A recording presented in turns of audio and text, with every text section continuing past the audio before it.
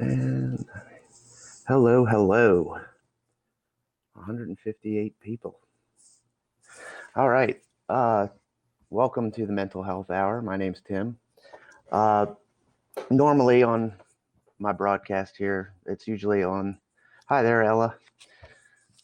Normally it's on Saturday nights, and we pick a topic like mindfulness or depression, and I'll go through, some things that I've learned, some things that I do, try and pass on a little bit of knowledge, stuff that works for me, and how I cope with my mental health.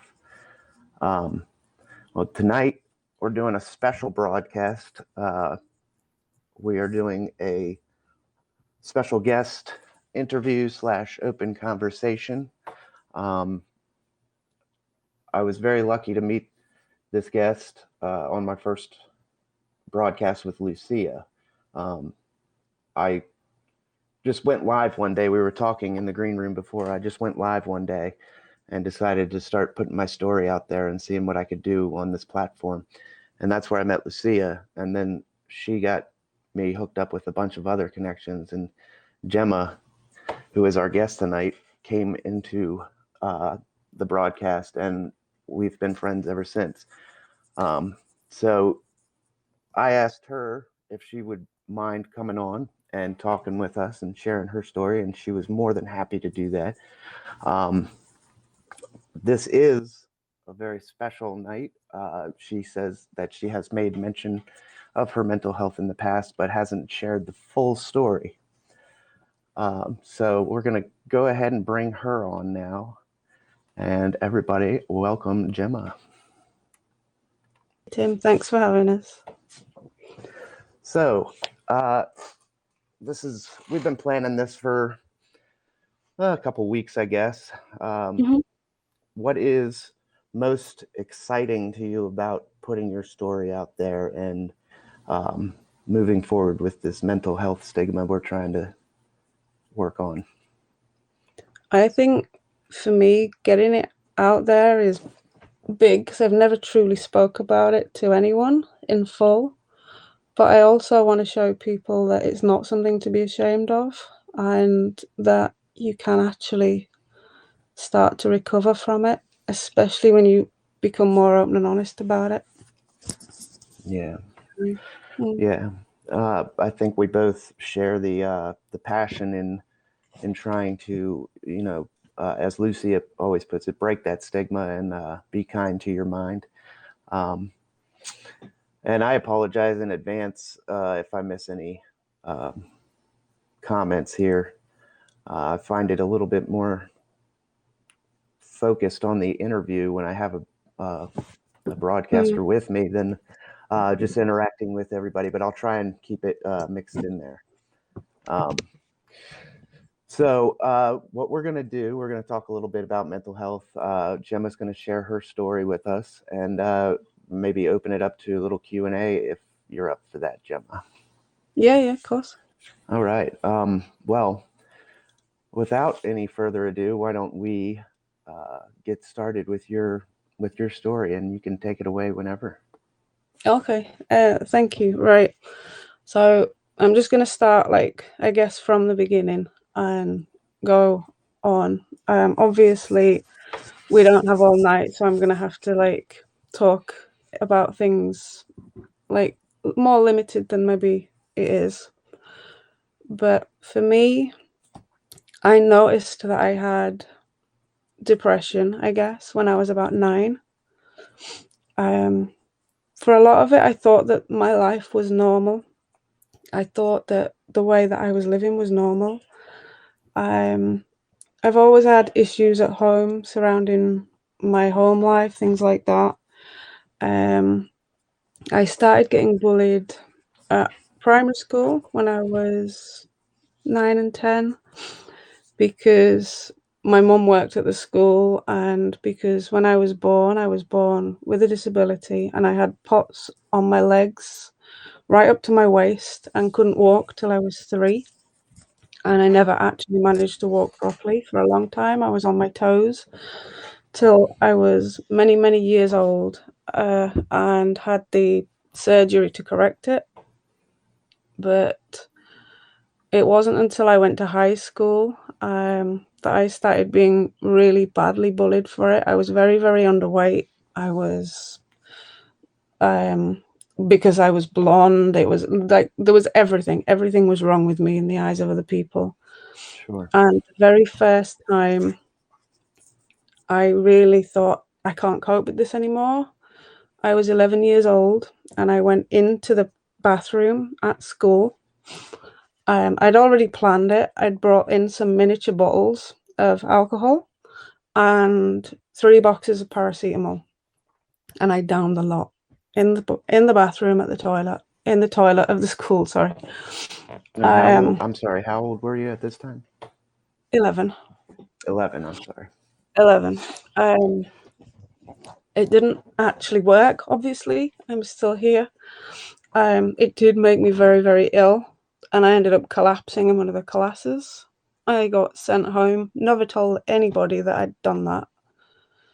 And it was like, why didn't that work? What am I doing wrong? I thought I'd done something wrong. And then I remember researching ways in which to kill myself because I couldn't cope with the school life. I told my parents I wanted to move schools. It got more and more aggressive. I was physically groped when I was 12. And because I didn't like that, then everybody was like, oh, I must be, they were saying I must be gay, I must be, I was frigid, I did everything, like it was wrong. I shouldn't have rejected that at 12. Mm-hmm. And then I'm like thinking to myself, well, is there something wrong with me? I even like went as far as to dye my hair because I was like, well, there's something wrong with this. I shouldn't be like this. I was too skinny, so I'd wear really baggy clothes, trying to hide that. I'd get some of the most obscene comments. And one of the people, the main ringleader of all this at the school, was the son of one of the school governors who had put a lot of money into the school. So it turned out that, he couldn't do anything wrong. And then they started pulling me out of class once a week. And I had to have counseling with this nun that would come into the school. And that obviously put more focus on me because then I was being pulled out of this class and they knew about it. And I'm just like, there's not a thing I can do that is going to make this stop. And there was one time I was in class and the teacher then said to me, she wanted me to read something from Macbeth. I said, no, I'm not doing it. And then she said to me, what, are you thick or something? Can you not read? And I just upended the desk and I just went, fuck you, and went out of the class. And that's when I thought to myself, like, is this going to be my life? I went home and for a lot of the time, I used to use music as a way of release, to, I guess, unwind from all that. But then it wasn't long before the cutting and stuff started. I'd start cutting my wrists and things, but then people would ask, why have you got a bandage on? So I got wise to that and started doing other places that were covered. Like my legs were the most popular thing, which is why to this day I still won't wear like anything short. I always wear quite baggy trousers. And like, because I'm still aware that there's a lot of marks and stuff on my legs. But now I think to myself, well, I'm sure that there's a reason why all those really severe attempts didn't pay off. Because all in all, there was like, I think there was 3 times I had to go to the hospital for my stomach pumped because of overdosing. And twice where I had to go to the hospital and have cuts stitched up because of it. And then there was like, I know one of the times I'd come home from school, I had my headphones in. This isn't something I've shared much, but I went, for some reason, went and sat in under the table. Now, my mum and dad's house didn't have like a separate dining room. The table was in the living room. And the only thing I can think of that is that my dad spoke to me and I didn't hear him. And the next thing I know, I'm being dragged from under the table with my hair, because I had my hair in like a ponytail. And he dragged me from under the stairs.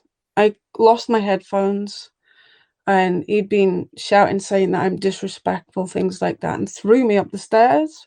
But he didn't pick me up enough to clear the steps, and my face went smack bang into the stairs, and I broke my nose.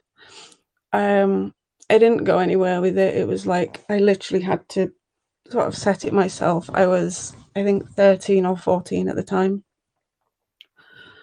And it's at that point I thought, well, yeah, you know what, my parents aren't going to help me either.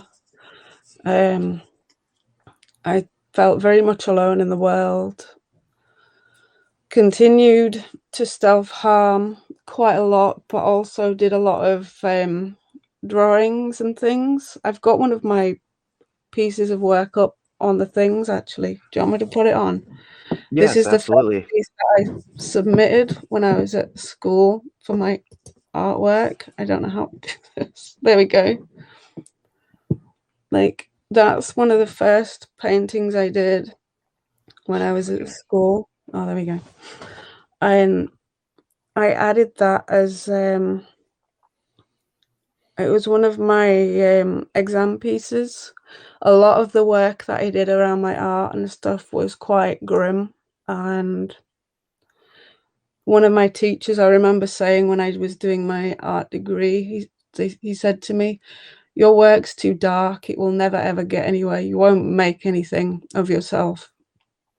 And I just thought, you know what, whatever. And I ended up dropping out of that and never went any further with it. And it took me a long time till I had the courage to do anything with it. But in the end, I ended up using art as a way of expressing myself. And for a lot of the time, it was a way of me not hurting myself. A lot of the time there was a great deal of my time where I would draw things, even people that had hurt me, and then I would like kind of like voodoo style, like stab the thing or burn it and stuff. And someone once told me to write all my feelings down and burn them, and it would be a bit of a relief for me. I don't condone turning into a pyromaniac or anything. But it did for a while, but then things just got on top of me again too much. I actually I survived the whole high school thing. Goodness knows how. There's a huge chunk of me that has cut a lot of that out. Like, I physically can't remember so much of my life because of it. Big chunks of my life I've got no recollection of whatsoever. Just a complete blackout. And I went to like, one of the jobs that I always wanted to do was acting. I actually do that now, sort of, like, but I wanted to do that, and my mum was like, "Oh no, you need to get a proper job. You can't do that. That's not a job." And I ended up going into teaching. And a lot of the reason why I think I did that was because I thought, if I can stop just one child having the absolute hell that I did, then, job done, I guess. And I did go to do that. I wasn't allowed to go to the feeder college that followed on from my high school because they told me that I wasn't smart enough to do that. And in the end, because we have something called GCSEs over here, and it's like all the exams at the end where you get grades, and those grades determine whether you can go on to college and things. If you don't get high enough grades, you have to retake them. It's quite tough. And I didn't, because honestly, I just thought, fuck it, what's the point? Right. And whilst I didn't fail them, I did not get enough grades to go on to do teaching. So I went to work at a supermarket part-time, and did reset all my exams again. And I kind of thought things were turning around a little. Redid those, and then I ended up working in a school full-time on top of that, and became heavily dependent on caffeine to keep me going. Then ended up being allergic to it, collapsed, and had to have my heart restarted for it. Collapsed in the middle of school while I was working there. That was terrifying. Not that I remember half of it. So, well, let's see, from the time you were approximately 11 to 15, you've already experienced bullying, multiple suicide attempts, sexual harassment, physical abuse at home, and self-harm. Yeah. So, and that's within the span of 4 years. Yeah. Oh yeah. I don't know what made me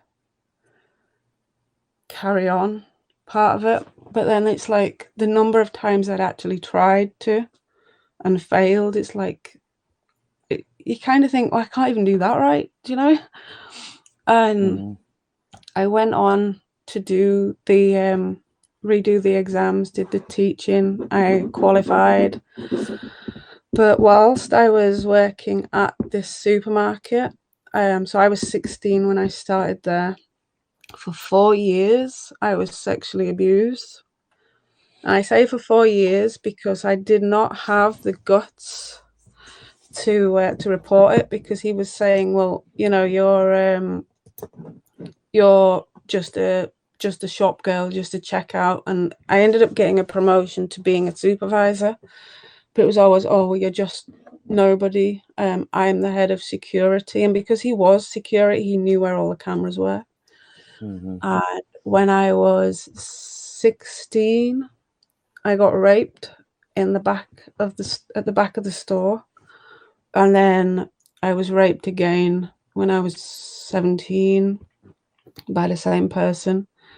But for 4 years, this sexual abuse continued till the point where I just thought, look, I'm qualifying soon. I've got nothing to lose. And I reported him.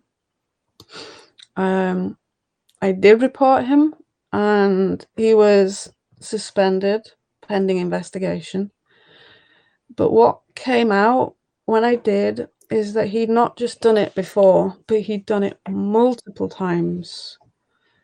And when it came to going to court, let's put it like this, not all the victims came, but there were 12 other victims that came to give evidence.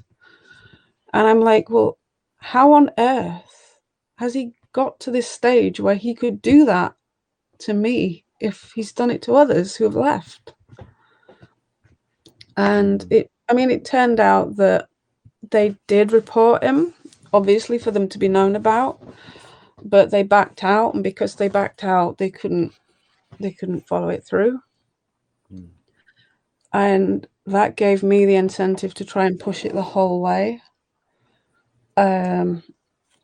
But certainly when I was going through all that with the abuse and stuff, I was self-harming a lot more. But then he was doing an awful lot to me as well. Like when I was raped, it was in the back of right at the back of the store. There was like some wasteland, and I'd be fastened up. He would tape my mouth up and stuff. And the very first time I tried to fight it to the point where I had nothing left. And then the second time I just laid there. I just froze. I thought, this is my life, this is it. And I just froze. I just had nothing. I just completely cut off. But then around about the same time, I was in a relationship with somebody who I'd met whilst doing my teacher training. And this was all around the same time. And I remember he was watching the football, and I either coughed or sneezed. I don't know which one it was, but he totally flipped out on me and threw me around the flat. Now, at that time, I had really long hair, like way longer than it is now, and it was tied up like down to about there.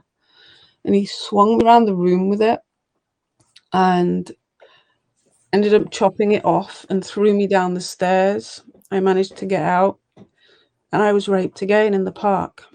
But I wasn't just raped, I was knocked unconscious and stripped off and left. I was very close, apparently, to dying of hypothermia, because it wasn't until there was a man that was walking a dog. It was around 5 o'clock in the morning, and I was woken up by a dog licking my face. He went to get some help in the form of, there was some local council workers just like down, there was like a little bungalow or something down the way from the park, and they came and wrapped their their coat around me, took me in, phoned the police. And at that time, he was able to get away with date rape. But because that had happened to me, it's like, well, I can't report another rape. They're going to think that I'm crying rape here. Mm-hmm. And I just let it go for so long, to the point where I did report it. It did go to court, but the police officer that was dealing with it went on holiday for 2 weeks prior to the hearing. And it wasn't until we were in court that she came in to tell me, she says, "I'm so sorry. I've messed up. I didn't apply for any of the witnesses to give evidence. So none of the witnesses, none of the victims can give evidence against him. And it's you versus him." Mm. And she says, "You've got a choice now. You either go in there and fight him on your own. Nobody can give evidence, and you're not allowed to mention anything to do with any witnesses or any other victims. Or you can come out of the court, and if he ever does it again, he can be retried for yours and everybody else's prior. But if you go in there and he's found not guilty, he can never be retried again for those people." And I'm like, well, can I see the other victims, see what they want me to do? And they wouldn't let me. And in the end, I says, okay, well, I'm going to have to back out then.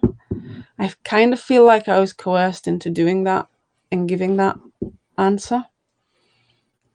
Mm-hmm. But I don't know. But to this day, nothing at all. Nothing that I know of anyway. Mm-hmm. And the heartbreaking thing for me is that I see him occasionally. He has a wife and he has children my age. And he could do that and get away with it. And it just makes me sick to the stomach. I once saw him in a supermarket, not the one we worked at. And of all the places, it was on the kitchen aisle where all these knives and stuff are. And I'm like, how easy would it be right now to just, ugh. Mm-hmm. Yes. But obviously I didn't. But it just, that triggered off a whole heap more of self-harming, and to the point where I did start to drink to numb myself. Mm-hmm. And I would regularly take medication to try and stop myself thinking about it. I would even sit in a room repeatedly smacking my head against the wall, just trying to get it out of my head. I'd do literally whatever I could just to, I mean, with the self-harm, it was more about trying to get the pain. This might not make sense to anyone, but it was trying to take the pain from my head and my heart and physically put it somewhere else. Mm-hmm. So for that moment, it wasn't about the hurt. It was about the hurt that I caused. It's a I was release. yeah. And people would say about doing other things like the elastic bands around the wrist, things like that. But that didn't always seem enough for me, sometimes I actually needed to physically see blood, and I don't know what part of me now, like, I don't know, but that was basically what was going on. But then the worst thing with all that to deal with, when I was at the school, I'd finished that job and I'd started working full time at the school, trying to get going again, trying to get my life going. And then I was victim of what is known as, it was over here, it went around for a while, called happy slapping. And they wouldn't mug you or anything, but they would beat you up, film it, and post it online. Mm. And that happened to me. And I ended up having like cracked ribs, cracked cheekbone or something, quite beaten and bruised. And then it was I was taking the day off because I was absolutely black and blue with the bruises. And my dad came home the following day. I was laid in front of the fire because I was trying to, like, I had a hot water bottle on one side and then laid in front of the fire trying to get heat through the bones and that. My dad came home and said to me, I need the remote. I want to watch the cricket. And I says, well, I've been watching a film for nearly 3 hours. It's got 5 minutes left. And then you can have it. And he came to try and snatch it. So I clung on to it, thinking, no, I want to watch it. Now, his job was a long distance lorry driver, and he used to wear steel toe caps. And I don't know why, and he still to this day won't admit it, but he kicked the living shit out of me. And those cracked ribs became full broken ribs. I dislocated my jaw, broken cheekbone, a broken nose again. Lots and lots of other things. There is a photo. Like, I've toned it down because it really was quite bad. But that was the effects. Obviously, when you get a broken nose, it does your eyes. I have toned it down so you can't see as much, but because it was quite graphic. Obviously, that's after it's cleaned up and stuff. But yeah, he didn't admit it. The only one he ever admitted was the breaking of my nose, and he said that I deserved it. I don't know what he thinks I did to deserve it, but anyway, it is what it is. But I mean, you have to feel like your back is just against the wall at every turn here. yeah, It doesn't seem like there in any of the stuff that you shared so far that there's been a sense of safety anywhere you go, or no, that even the justice system could do anything for you. Like, you're just fighting from the trenches at all turns. oh yeah, like when I was, I think it was when I was 15. I used to have to go to this counselor. I was made to go to a counselor, but because I was under 16 and it was the hospital, they said that I had to have a legal guardian with me, an appropriate adult, which was my mum. Mm-hmm. And she would say to me, look, you can tell them whatever you want. However, just know that whatever you tell them has consequences. Mm-hmm. And yeah, I took that as, keep stum kind of thing. Mm-hmm. It was hard. It really was. But I never said anything. I told them when I went to the hospital, and I told them that I'd fallen down the steps, and that it was just me being me. I was clumsy, which has had its repercussions when it comes to my chronic pain and things, because now they just think that I'm clumsy. I was diagnosed very late with what I've got because they just thought I was clumsy. And it's like, well, where do I go for help with anything? what do I do? And Mhm. then because I attempted to take my own life, I think they just saw me as a burden on the health system and everything. Because my health deteriorated quite a lot. It really started to go downhill from about 15, and then in my late 20s, really went downhill. And the frustrating thing is, because I have a condition called Ehlers-Danlos syndrome, as well as like other stuff, but because that isn't I'm not textbook, but also it's not a very well-known condition, and because of that, and because to x-ray me most of the time, unless I've dislocated a joint, I look perfectly fine. And because of that, they were like, how's your mental health? You need some antidepressants. And it's like, no, I'm not on about that. And I had to fight for years and years not to be known as the clumsy one or the attention seeker. And they thought for years and years it was just that. It was just me looking for attention. And it really wasn't. And I mean, as much as it would have been easy to make some stuff up to get out of the situation, to be put in hospital, because on one occasion when I was kept in hospital, it meant I wasn't at home and I was in hospital. And oddly, I kind of liked that because it was a safe spot, you know? Mhm. But as much as it would have been easy to do that, that's not something I did, because obviously you don't lie about your health or anything. But even when I did try and tell people about it, they were just not listening, and I'm like constantly fighting against them.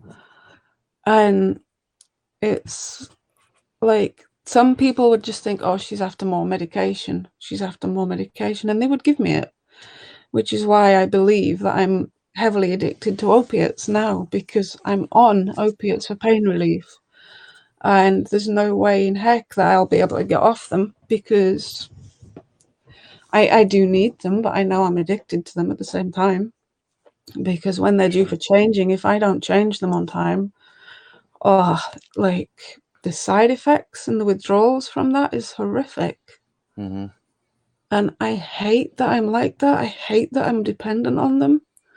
But I also hate that it's come to this with the pain, because now they're saying, now they know more about it, they're saying that I should have had this surgery and that surgery done while I was still growing, to help certain things. I've had corrective surgery on my legs to straighten them, because the ligaments in my legs used to be that tight I couldn't put my heels on the floor. So I would kind of walk with like my feet inwards, but also on my toes. I couldn't put them flat. Mhm. And it was hard for them to, like, it was just trying to get anyone to listen. It's just like, I don't know. But then when I finally broke free of all of that, like nearly, I'd say 90% of the relationships I've had have been abusive. And I think someone once told me that the relationship you end up in often is determined by your parents. And Mhm. I thought, well, because of how my dad was, is that true? Because every relationship I've had, I think maybe barring one, two at the most, was abusive, physically abusive. But then everyone but one was certainly mentally abusive. Even my son's dad. Um, and I've been on my own now for nearly 6 years. It'll be 6 years in February. And a huge part of me is terrified to get into another relationship because of what I could potentially bring into the house with my son around, because he witnessed a lot of the abuse. And Mhm. what broke my heart, now Thomas, my son, I'd say he was about 7 months old when this happened, and I was putting him to bed, and I asked his dad, I said, can you be quiet? Like, I've just got him down. I'd been trying to get him to sleep for over an hour. And he came in and he just flipped out and he snapped the mobile off the cot and hit me with it repeatedly. And that woke Thomas up. And when we were clearing out his room about 3 years ago now, we found the little music box that came on the mobile. And he said, that's the one that Daddy hurt you with. And I'm like, what? Wow. And he said he broke it and hit you. And I'm like, you were 7 months old. And I have never mentioned this in my life. How? And that really got me. I'm like, oh my God, he remembers that. But then leading up to us breaking up, I'd been getting drugged. I didn't know this at the time, but I'd been drugged for about 6 months straight because he didn't want to work. And the idea was that he would claim carer's allowance because I was registered disabled. And at that point, I'd been medically retired on health grounds. So I legally qualify as for a carer, and the state will pay them money to stay at home and look after me because it's cheaper for them to do that than to get like such as a nurse in. I don't have a nurse or anything like that. I want to be independent for as long as I can.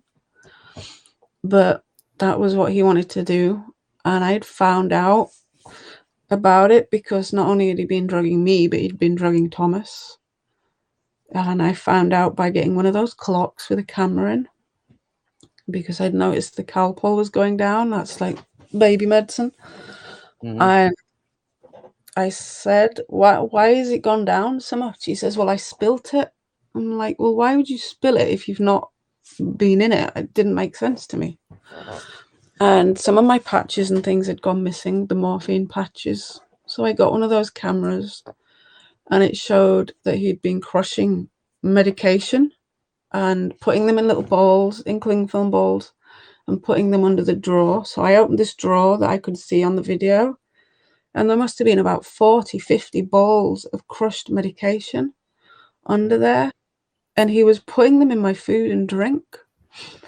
And when I confronted him, he got me by the throat up against the door, and I just went limp. And I honestly think that if it wasn't for Thomas, he crawled over to me and went, Mama, Mama, and tried to put his arms up so I could lift him up.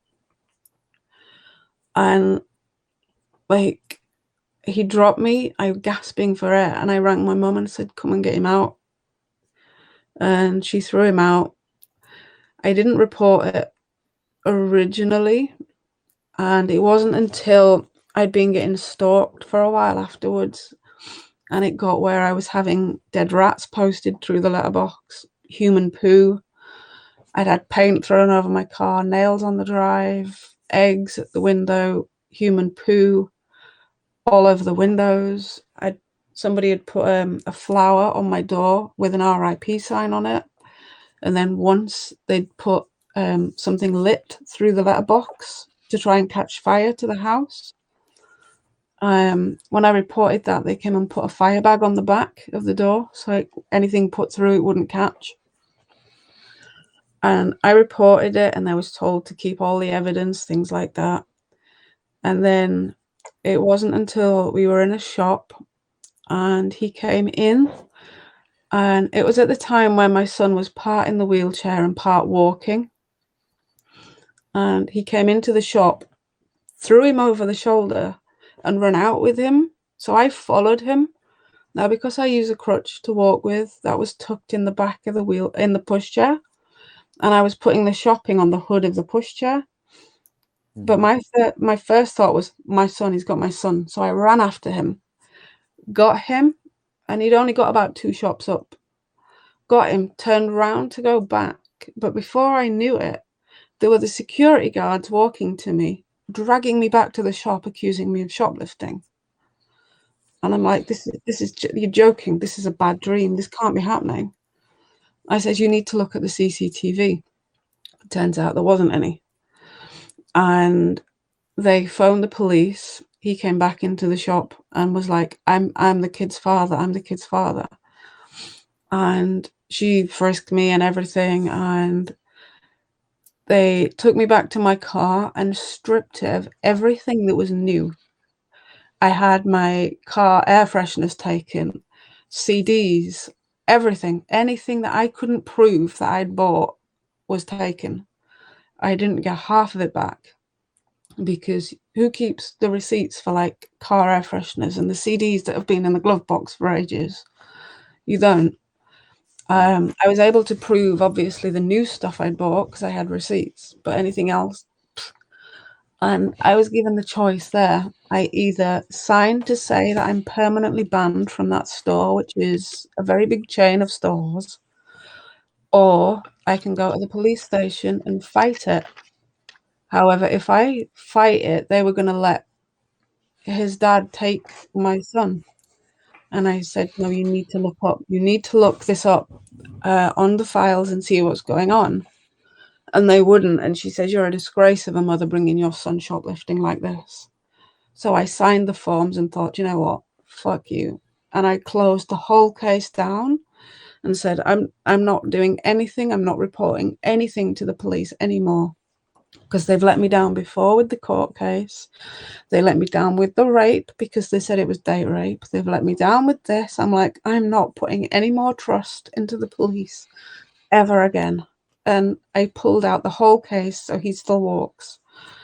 He doesn't see his son much. He saw him for Father's Day because, unfortunately, their school had made Father's Day cards. And I think that brought him back to, oh, I've actually got a dad. And he saw him that day, but that's the first time since the cancer diagnosis, which was February 2019. Mm-hmm. And then the big thing with the mental health, which is why it's so important to me, on 2 occasions now, I've nearly lost my son. I'll just show you the first one. There was this article from when my son had sepsis. He was 2 years old, and I took him to the doctors time and time again, saying that he wasn't well. He was having problems breathing. He had a really, really bad cough, and it was constant. I'd been taking him for months, and they was like, it's a viral. There's nothing wrong with him. It's just a viral. And in the end, he got to a temperature of 42 Celsius, which is way over 100 Fahrenheit. And he had a convulsion. He went in full seizure right in front of me, went limp, eyes rolling. And I thought, do you know what? I'm going to take him back to the hospital. And I refused to move or go anywhere until someone checked him. And it got that bad. He'd had an undiagnosed chest infection, which had been left dormant for about 4 or 5 months, which is how long I'd been taking him. And he ended up with sepsis, and he nearly died. He was on IV antibiotics. He couldn't breathe. He was in hospital for a while. And it's just like, why wouldn't they listen to me? But then it's not until February in 2019 where, let me find it, he again became ill. This one now. Oops, let's take that one off. There we go. That one. And again, he became very poorly. I'd been taking him to the doctors for about 4 months prior to diagnosis, saying that he was bruising easy. He was complaining about a lot of joint pain. He had lost a lot of weight. He wasn't eating. He was very tired all the time.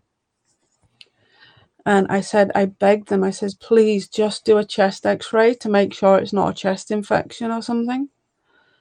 And it wasn't until he'd had a bit of a tantrum because he didn't want to go back to school.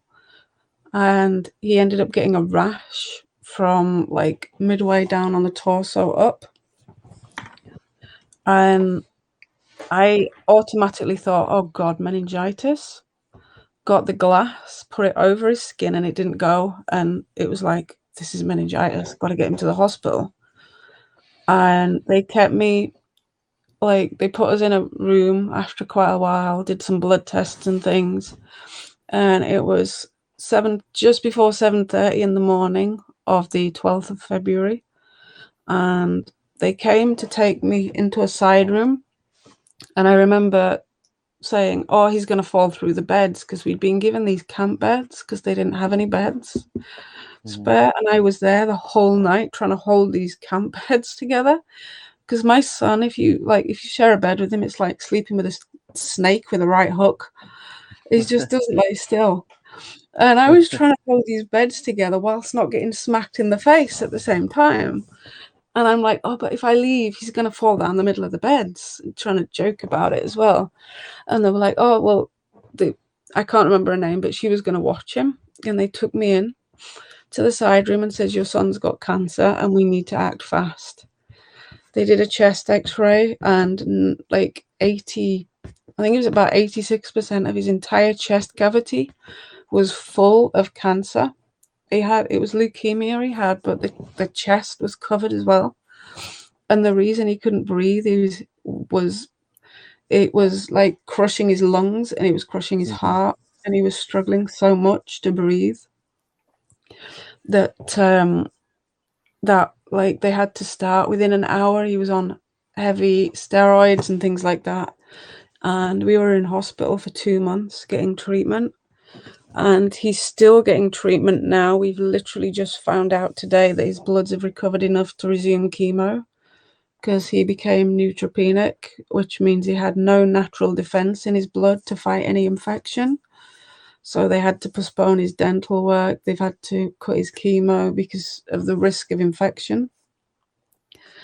And it's like, it wasn't until afterwards that I was like, well, why will they not listen to me? And what someone's just mentioned there, I hope you're going to sue them. Like, I am now. I have got a solicitor involved, because the first one I let go, but the second time they nearly killed my son, and then they overdosed his medication. It's like, what are they trying to do? So there's an article here. It's that one. And it's because I tried to raise awareness for that, and we've been raising a lot of money for cancer. And because we've done that, we've had a charity set up in my son's name to raise money for childhood cancer and leukemia. And that went live on his 7th birthday in September last year. And we've raised about £4,500 and still going. But it wasn't until I requested all my medical records to see, like, I requested mine and my son's to find out why will they not listen? There's got to be something. And it in my records, they tried to diagnose me with Munchausen's by proxy, because they said that I have had my own mental health problems, and they think that I'm trying to inflict them on my son. I'm like, are you kidding? And that my head blew. I'm like, there's nothing. If you've got a mental health problem, there's absolutely nothing here that protects you from that happening. And I've spoken to loads of people online and in the hospital, and it's very true that if you have a mental health problem, the first thing that certainly doctors will think of is mental health issue. What's wrong? What's going on up here? And that's all that ever happens. And it's just like, what the hell? It needs to be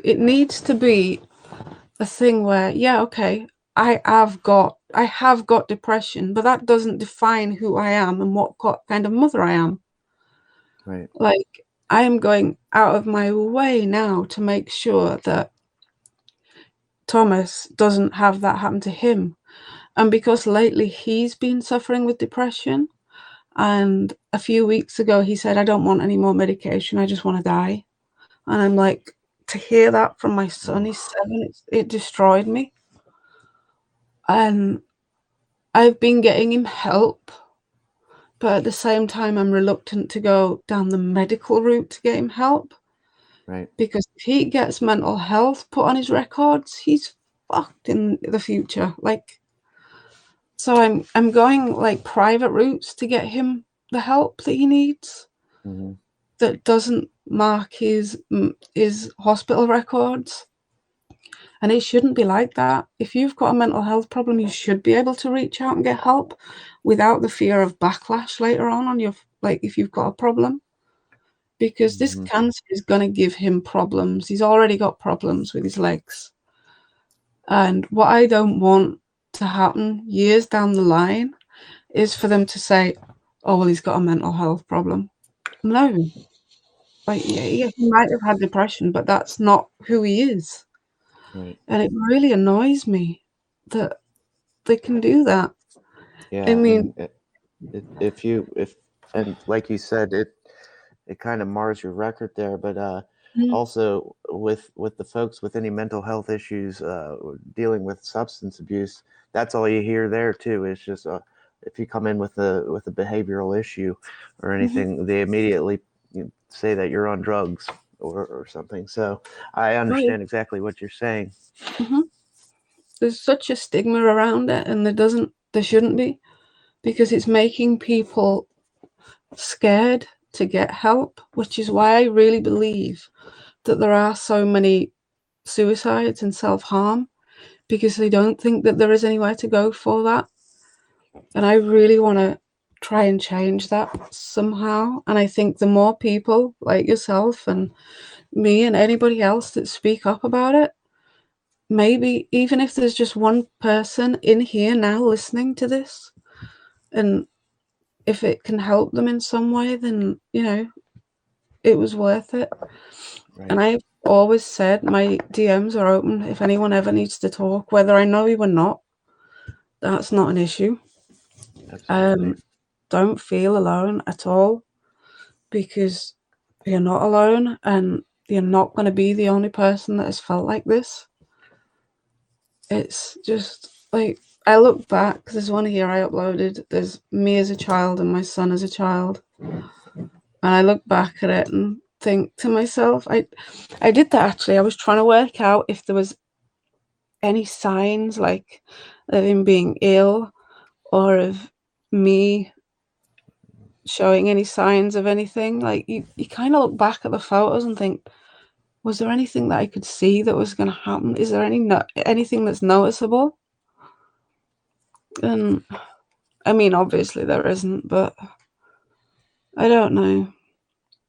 I mean, my son went from being a happy little boy to not caring about anything, and driving me crazy with Legos on the floor and cursing every time I stood on one, because that is a pain in itself. To know all about medication, and he knows about his medicines, he knows what they're called, he knows what dose he's on, and it's like, he's 7. What the heck? Sure. So I don't know. I think it's So, great what you're doing, though. are you doing anything? You mentioned that you're seeking some help for him. Are you Mhm. keeping, uh, knowing what you've gone through? Are you keeping a watchful eye on things like self harm or anything? Or are we not? How old is Thomas at this point? He's 7. He'll be 8 in September, and that's what worries me, because I started not long after him. Right. Yeah. Um. So, what a story. This this has been your entire adult life and Mhm. well into your, I mean, teenage and adolescent. Um, Yeah. what do you find yourself doing today to cope with all of this? To Um, a lot of I love music, so a lot of the time I just do listen to music, and I do a lot of drawing and artwork, things like that. Even down to broadcasting, just to meet people like yourself and other people, to have the friendships and things that I never had. And I think that's a lot of the time I'm very nervous around people because I'm not used to having the friendships and stuff. I went through my pretty much my whole school life having very few friends and having serious trust issues with people because I'm like, well, they're only going to hurt you. And my motto was never tell anybody everything, because if they've got everything, they've got enough to destroy you with. Mm-hmm. And it's like, it shouldn't be like that. So it's the first time I've really shared all of this ever. I mean, there's a lot more I could say, like with the abusive relationships, things like that. But like, we don't have all night for that, you know. That's But I I had gone a year without self-harm up until about 2 months ago when something happened, and I could have let that destroy me. It nearly did. I'm still overcoming some of that. However, I haven't self-harmed now at all for about it's around about 2 or 3 months, thereabouts. now I here's haven't one. done That's one of the interesting things in this mental health world. Um, the one day at a time slogan yeah. so far supersedes Alcoholics Anonymous. I mean, Mhm, Alcoholics Anonymous was a program written for alcoholics back in the 1930s, mhm, um, and it has evolved into so many other uh, issues. I mean, you can just pick something out of the sky and put anonymous after it, and you can write or you can follow the mhm, AA program for that one day at a time kind of approach. mhm, Like you had mentioned, it's been so many days since I've self harmed. It's no different than me saying so many days since I've had my last drink. mhm. Um, so, I mean, do you work a program, any kind of program like that to keep track Um, of your days, or go to meetings or anything like that? I used to do. There was a meeting that I used to go to for self-harming and things like that. And I did 2 or 3. I'm not a massive fan of the big group ones because I'm not a big group kind of person. Sure. But, like, certainly the last one that I went to pre-COVID was good because they were different. They wouldn't tell you, "Don't do this," you know? Like, their approach was very different, and it was more like, well, okay, if you're going to do it, maybe look at ways of trying not to do it, but if you do it, then make sure you're safe. Um, and it was about that for a long time, and then I was trying to find different ways of hurting myself without the risk involved, like elastic bands around the wrist, ice cubes in the hand, um, other things that would give me the instant ouch, not not the hurt or the risk attached of like cutting a wrist or something. Right. But I do have an app on my phone, and I do regularly check in with it and monitor my mood so that not only does it give me an idea of how long it is since I've done anything, but it's a way of recording my feelings so that I recognize that as well.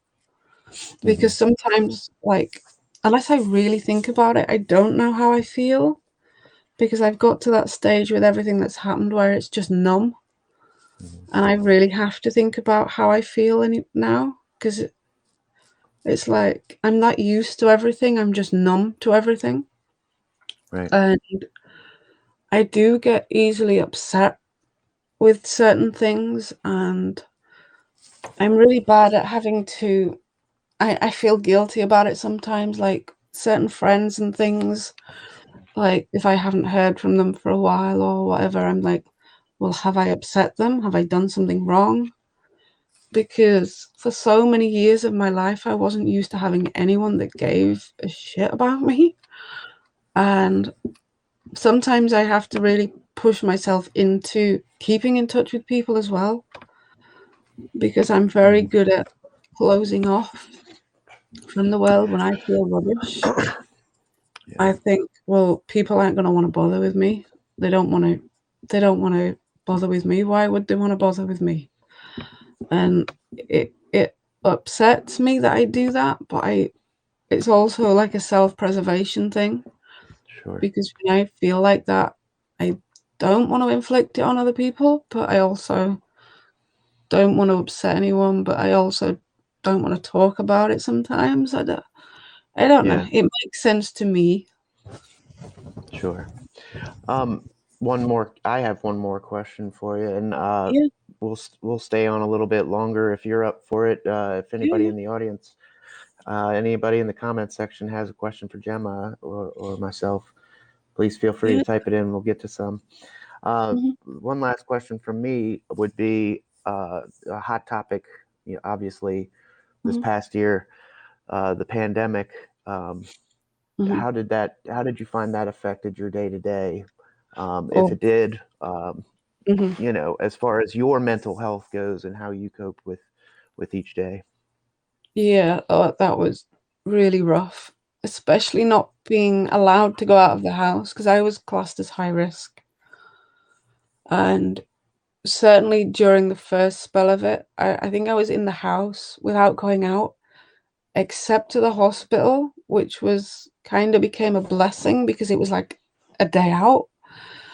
Um, but to be trapped in your house for 3 months. Now I live in the same house that I had the abuse from my ex, Mm, and I have now made sure that everything that in this house is different to how it was when he was here. I went crazy trying to redecorate. It might seem stupid, but I didn't want any sign of like, oh, he painted that, or it made sense to me because I wanted to make it look different. sure, sure. Because I don't own this house, it's like a rented from the council. So you can't just get up and move. It would take a long time. And if I was to give up this house, chances are I couldn't. I couldn't. I'd have to go private, and it would cost me more than I have.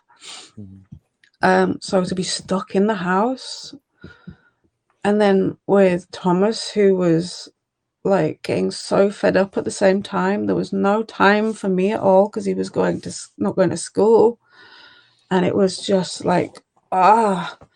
But at the same time, I think that was a good reason why I didn't self harm, because I've always promised I will never do it while he's about, and I right. couldn't get time to myself. But although, whilst I wasn't self harming like that, it was like I would go into the bathroom a lot of the time and just cry. Um, my mental health, I completely cut off for so long from people, Mm, from everything, and I literally just went into like a it was like a numb mode where I've done before, like going back to when I was raped and stuff, how I went limp for that and like cut off, mhm, and where I don't think anything. I don't know if you know what I mean, but you just go numb mhm, and there's not a thing that goes through your mind, nothing. It's just dead. And that is how I lived my life for so long. It was like, right, get Thomas up, get him his breakfast, get him dressed. That's all I did. Like a routine. I was like a robot. It was like I've got to do this, this, and this, and the rest is just boom, go. right. And that's how I lived. But then the hard part, because I'm quite unwell medically, and I was waiting for surgery, and my health has really deteriorated because of that. Now, some of my medical problems stem to being raped, um, one of the issues I have was when I was raped. Shall we just say that a glass bottle was used and it caused significant trauma? Um, I mean, it's not like you couldn't tell, but I have that, and then my condition has caused a lot of things inside of me to not work anymore. Like I've had a multi-organ prolapse in the lower half, and I've had to have tubes and things inside just to make my body work. I'm potentially due a feeding tube just to help because I can't eat anymore. But it's certainly my health has deteriorated because you can't get the help here at the moment unless you've got Mhm. COVID. Yeah, But that's also had a knock-on effect to my mental health as well. Which, yeah, like, I won't go to absolutely. the doctor and speak about it because they'll be like, "Oh, here's some more antidepressants," and I won't take them anymore. I've just stopped, and I don't advise doing that. But for me, they weren't working. Right. I don't know. Yeah. It took a while for me. I know what you mean. Because I did need to go on some antidepressants. Mm, And it basically I had to shop around a bit to yeah. find the one that worked for my body. Um, there the first couple of prescriptions, yeah, it just did some nasty things Mm. like side effects. You know what I mean? Yeah, they do have horrible side effects. So I mean, I did find a combination that's working right now, and thank God for it. It's just Yeah. another tool in the toolbox for me. Um, Mhm. but moving forward now, I don't see any questions from the commenters. But um, if I know we talked about it prior to, but I'll tell everybody that's watching and replay viewers, and Mhm. um, I plan to, or I'd like to open this invitation to you on the broadcast in a more permanent manner. Um, maybe I really feel like we both have a strong passion for this. And looking at all the comments, I've been watching them come in while you were telling your story. You have quite a following here and quite the support of all these folks. So um, Yeah. if we can do something together, I mean, like you said Mhm. earlier, two heads are better than one. And Yeah, if you definitely. so you hear that, more Gemma to come down the road Yeah, yeah. here on the mental health hour. Um, Mhm. and did you have any closing any closing words or? Um, Only thing I'd just say again, like, if there is anybody watching this that it does feel like they're on their own or need someone to reach out to, like, honestly, just, like, message me. You're not on your own. No judgment whatsoever. I'm not, like, trained or anything, but sometimes just having someone knowing that they're there just to even just read what you're saying or talk to, like, Mm, even just telling you now this, I can feel the weight being lifted because sometimes when you tell people things and they're like, "Oh," um, but to see that it is normal to feel that way, like, normal as in, like, I'm not the only one, right. and that there are people and you can get through it. Um, Certainly that's helped, and then coming on here and broadcasting and meeting people like yourself, that really has helped. And I'm glad that I could share my story with you for that. Like, Uh, this is the first time I've ever really, really gone into it. how do you feel after get letting it out there? Is it are you finding a sense of relief? Are you finding a sense of Yeah. exhaustion? Um, I thought I was gonna get emotional at a couple of points, but do you know what? Just to get it out there and like just to share it, it's like it's a huge weight lifted, and I kind of feel lighter in the sense that you know what is out there now, and there are some people that known me for a while that maybe can relate to some of the stuff that I've said about the way that I am sometimes. Sure. And now they know. So, Yes. I don't know. And that brings up another good point that I'd like to let all the viewers and the live viewers and replay viewers know. If this is exactly what I wanted this show to be. When I hit live for the first time and just started telling my story, I had no clue, exactly what was going to come out of it. But I'm very happy with what has transpired so far. And if anybody else has a story that they'd like to tell, and come on this broadcast like Gemma did, please reach out to myself or Gemma on our DMs. My Twitter is usually good. I have an Instagram, but I'm rarely ever on it. So, and I do it in the broadcasts previous, so I'll drop my email in there as well. That you can send me an email. Please reach out to Gemma as well, as she's going to be a lot more involved with the show, I hope. And and together we'll figure something out. We can have some guests in more regularly, and then we can do topic discussions and such like I've been doing. So, Gemma, I would like to thank you very much for coming on and using my broadcast to tell your story for the first time. That was very nice. Thank you for having me. I really appreciate it. And if I do want to give a little plug to Jim in Chicagoland, well, Jim, it's late where you are, but here stateside we have Catalyst tonight. Jim in Chicagoland does a Wednesday night broadcast. That's kind of mental health-esque, if you ask me. He just puts the camera on the fire pit, and we all sit around and shoot the shit together, and just kind of. And it was said many a times at my inpatient rehab center. Did I? There we go. It was said many times at my inpatient rehab center that a lot of the best therapy happens after 4:30, and after 4:30 was when all the classes were over, and we all sat outside by the fire pit and talked amongst each other.